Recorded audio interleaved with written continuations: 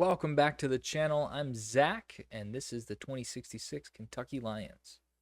Checking in here on June 22nd is where we left off, and it was a good start. We had a series sweep against Arizona, but then unfortunately a set of series losses against North Carolina. One-run loss right here. Offense didn't get it going on Sunday. Then we headed to Pennsylvania, where we won the middle game, lost again, and then took a series loss against Ohio again. That's where the season really took off. We had a nice set 10-game win streak here. Hosting Alabama, won all three, had the off day before going to New York, and won three again. Our league has a nice full week off for the All-Star game, so the players can rest and recharge. And then we continued. Division foe Georgia went down 3 straight, and then our 10th win against Maryland on the road. We won 2-0 before losing a little bit after that. Let's take a look at the All-Star rosters from the Frontier League. Here's the list. Some really excellent players that stand out. Joel Vasio hitting .299, 355, but the number that really jumps off the page is this 604 slugging percentage, helped out by his 25 home runs. Just an incredible first half for him. He's doing a nice job. Also in Washington, Estevan Garcia, we've heard about him before, 26 home runs, 208 WRC plus, and Bob Nava. Those three really doing a nice job in the Frontier League. 24 home runs for him out in Colorado. Let's slide down to the Patriot League All-Stars. 4 Kentucky All-Stars. Started off with Raul Arvilos, 10-6 with a 3.16 ERA. He's done a nice job. The best pitcher by far, though, has been Nathan Stone. 7-10 record, but a 2.23 ERA through 150 innings in the first half is impressive. Alex Gaitan, our bullpen man, 7 saves, but he's not our primary closer, so he's just done a nice job in a bulk role. 134 ERA with a .94 whip and 14 strikeouts per 9, so he's doing a nice job. And then 2 position players as well. Lupe Matheson, our trade acquisition from a few years ago, has had a great second half of his career in Kentucky.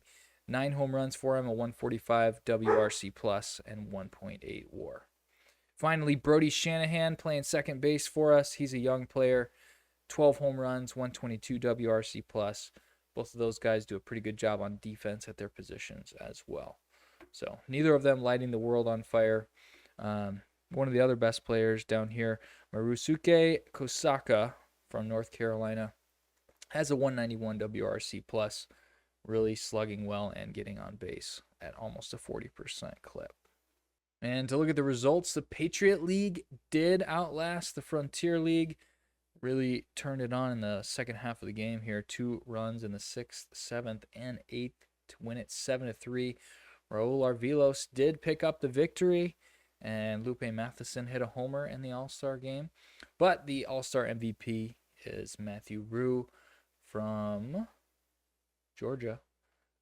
Good young player, scored 2 runs, hit his own home run in the win. So that'll be a nice victory for him. And then Jamie Gertis from California also did well, hit his own home run, scored 2 runs against the Frontier League.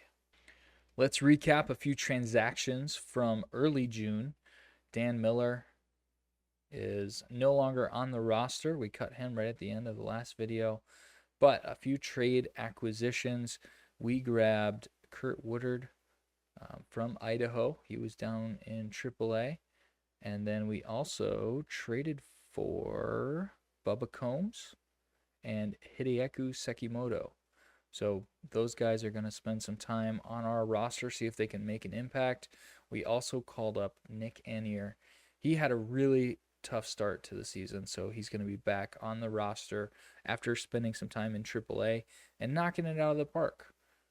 Probably figuratively, because he doesn't have very much of a power bat. But he did a nice job down there, batting .414 in AAA, so he came back up to the big squad. In July, nothing major, just signed Jose Villanueva out of the Dominican Republic. But the trade deadline, we let it come and go. Just didn't see the right move to make after the hot streak. Really wanted to ride things out and see what this team could do without giving away any of the prospects that we don't really have. So, want to lean into those young players that we just purchased or traded for, and just kind of see what the rest of the season holds. So, to really dive into what happened in June and July, we'll take a look at the June stats first from our batters. Right now, it's sorted by WAR games at bats. All right, so I'm going to sort by WAR. Just because it's a easy proxy for value. So, Brody Shanahan up here at the top. That's part of the reason he's an all-star. A 1.5 WAR month. He hit 5 home runs, 5 doubles. Really did a nice job getting on base at 349 and slugged a little bit too. Chris Bermudez has been just a picture of consistency for the Lions since he's been a member of the organization. And then Chung Chung, a guy that we signed as a free agent back in November of 2064, made his way to the big club and is finally getting the opportunity to just show what he can do. So those are the best 3 players. Zach Zarzicki did a great job, a great month for him. He played 25 games and an 825 OPS for someone who's a glove first shortstop. You'll take that month every single time. Klaus Van Straten, another outfielder who's playing quite a bit.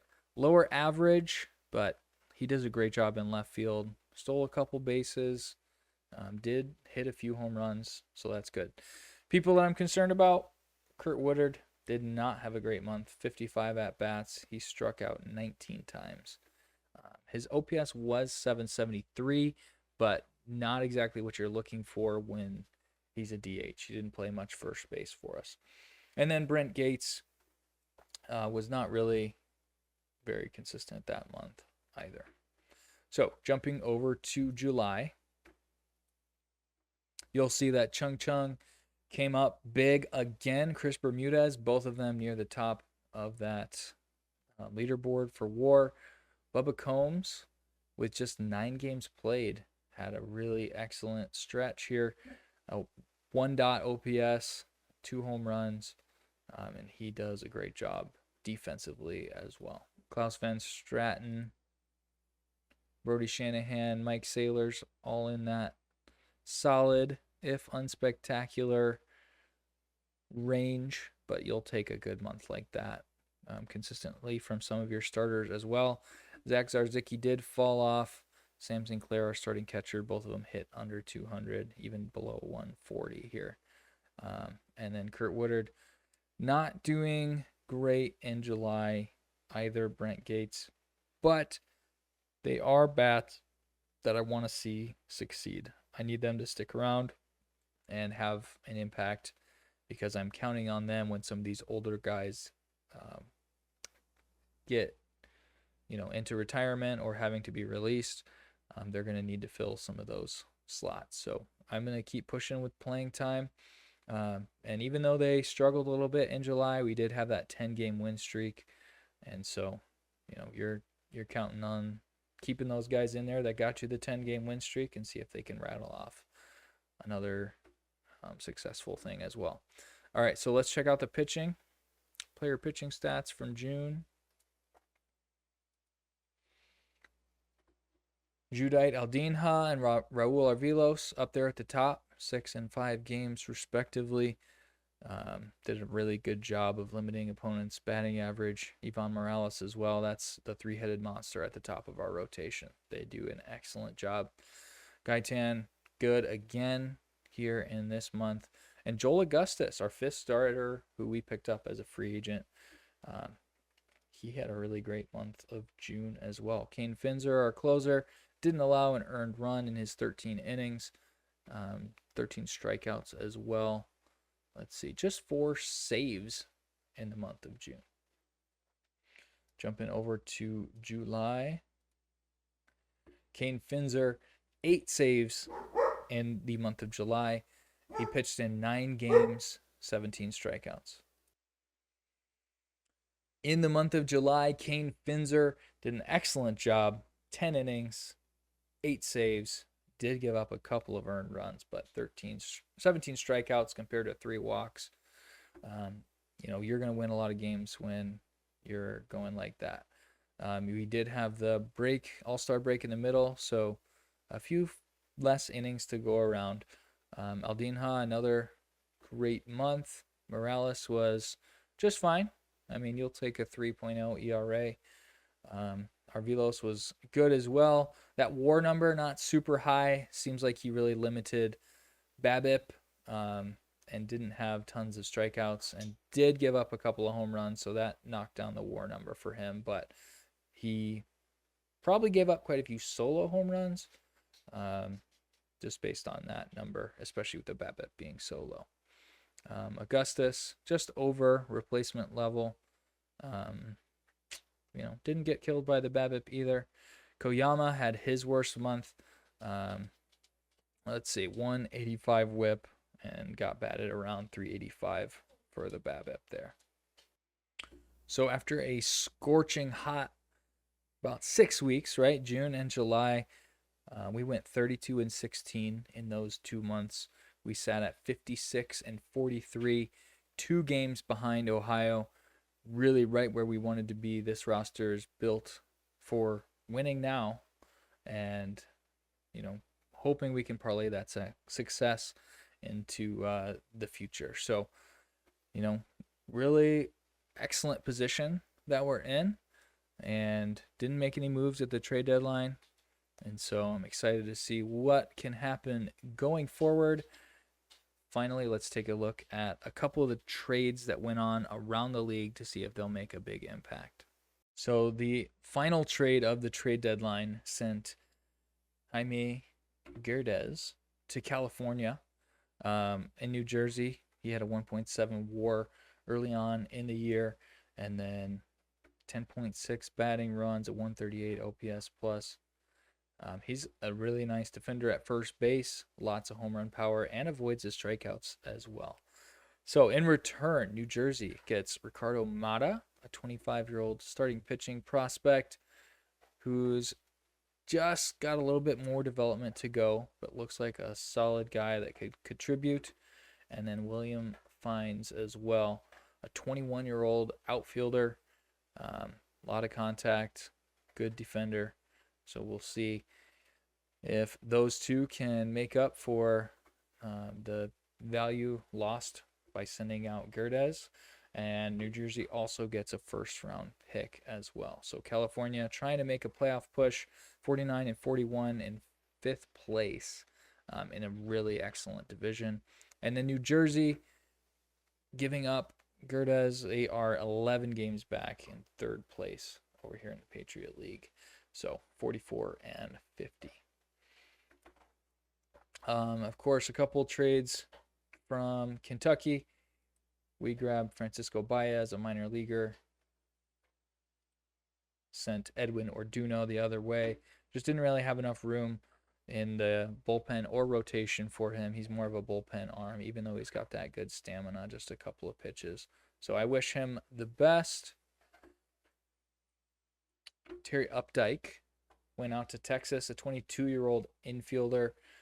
He's got a really tremendous bat.